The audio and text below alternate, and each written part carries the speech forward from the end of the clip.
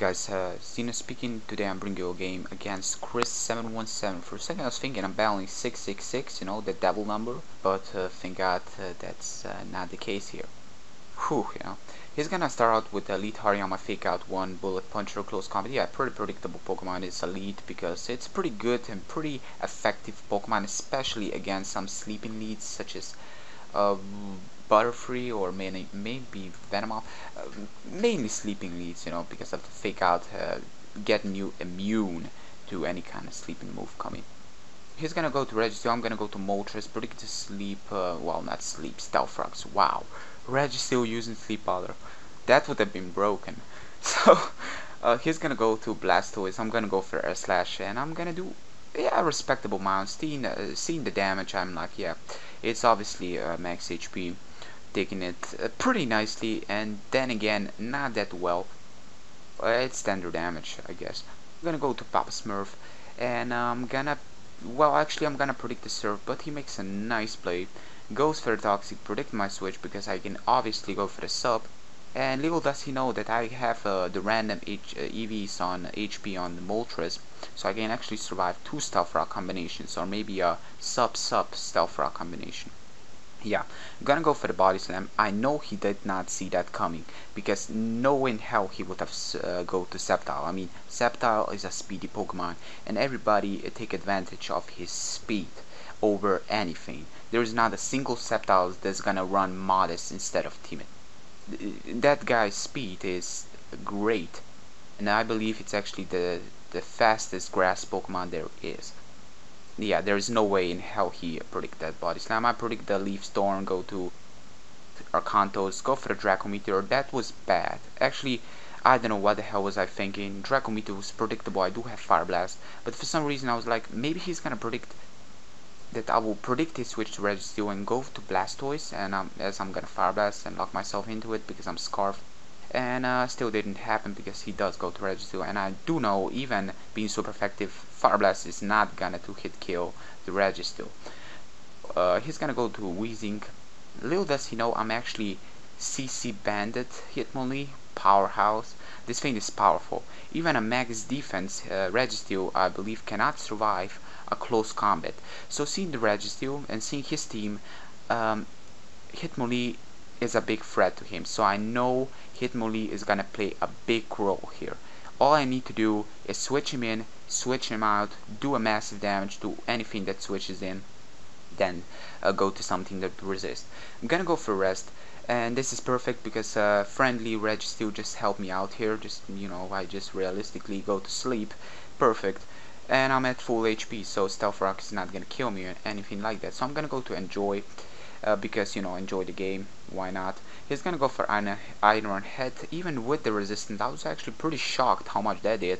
Well, not shocked, but still, I was pretty surprised, being that Registeel's attacks are kinda like non-existing, but I guess, yeah, it still did something. He misses with Toxic, didn't matter because I do have Lumberry, and yeah, he's gonna go to Blastoise. All I'm hoping here is for little flinches going on, you know, at least one of those flinches, and I do get a flinch, so thank you God, I guess. He's gonna go for Air Slash again. Well, my Moltres is gonna go for Air Slash again. He's gonna go for some Surf, and yeah, Moltres cannot really swim all that well. It's gonna break this up. Now it's pretty much over for his Blastoise. I know he cannot really switch to Registeel, resist the Air Slash because of the Fire Blast Air Slash combination. Yeah, it's a pretty deadly combination now that I think about it. I mean, everybody has a hard time switching stuff against a Moltres, especially against a sub Moltres. Now he's gonna go for the Bullet Punch. I'm gonna scout what he has as his second move. Excellent, because now I know with the Reflect Up, well, not yet. I'm gonna go to Xerox and put up a Light Screen, because for some reason I was thinking, okay, he's gonna predict the Reflect, and he's gonna go straight away to Sceptile, go for the powerful Leaf Storm and take me out, because I'm thinking that Sceptile is Specs. But that did not happen. He goes to Registeel. I put up a Light Screen, go for the Reflect. Now I'm gonna go to Healing Wish, go to Mr. Kickley. Healing Wish is a pretty rare move. Very, very rare, and learned by only few Pokemon such as Chansey, which we all hate and we all want to see that thing dead, so people should try to use Healing Wish on it. Yeah, that would have been pretty cool and yeah, awesome at the same time. So I'm using a Healing Wish on that guy, and this may as well be the best move I have done in the game. That Healing Wish was crucial, you will see in a second. Maybe you see a little HP recovery, but that was crucial because I was predicting the Toxic. I'm gonna go for the Close Combat. That crit right there against Weezing was nice. I couldn't ask for more because, well, it's hacks, you know, it's part of the game. What can I do about it? But Weezing and Registeel combination was just pissing me off in some points, you know. Just switching in, switching out. It's one of those, how do you say, one of those, you're in a situation you don't want to predict too much, because if I'm gonna go for the, for example, I'm gonna go for the Stone Edge, predict the Weezing switch, he may stay in with the Registeel, and I don't want to get damaged on Hitmonlee. So that's why I'm talking about Weezing and Registeel combination. Was a pain, and that crit against Weezing was kind of nice. I'm gonna go for the Waterfall because of the Reflect. My Papa Smurf is gonna take that, and this one is actually defense bulky. It's not the offensive one in any way. He's gonna predict the Aqua Jet, pretty obvious because he still didn't see my last move. My last move is actually Aqua Ring. And that's pretty cool because he goes for the Bullet Punch, fear the Aqua Jet coming, and I get all my HP back. So it's like, oh my god, you know. I mean, who wouldn't have been like that? He's gonna go for the Close Combat. Now, this is impressive because, for example, this is a Reflect Up.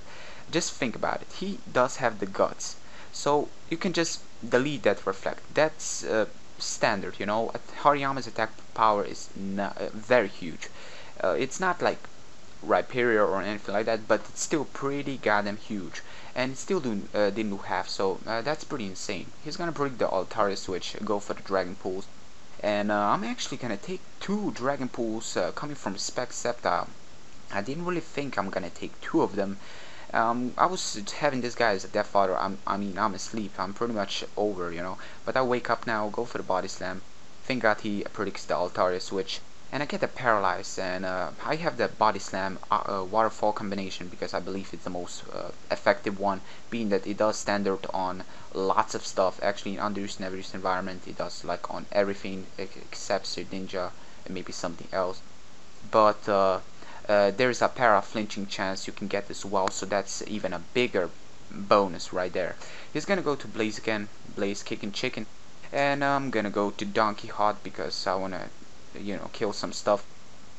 Some reason I'm thinking that guy's Scarf, and seeing the switch out, I know it's Scarfed. So I'm thinking, okay, it may be a mixed Scarf with Overheat and moves like that, or maybe a totally physical one.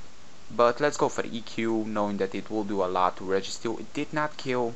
That Registeel is a pretty bulky poke, because I'm actually a max attack sweeping set with Rock Polish, Seed Bomb, Stone Edge, and Earthquake. And this one actually works because Seed Bomb really takes you where it takes the opponent off guard, especially the ones that use Gastrodon, which is actually slower, as you Seed Bomb and you know, pretty much for the kill.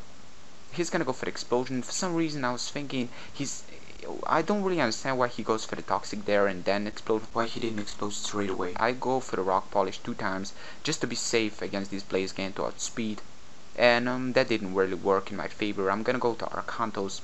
He's gonna go for the Stone Edge, and yeah, as you may know, I believe he's gonna get a crit here, but crit didn't matter because he is actually max attack Blaziken.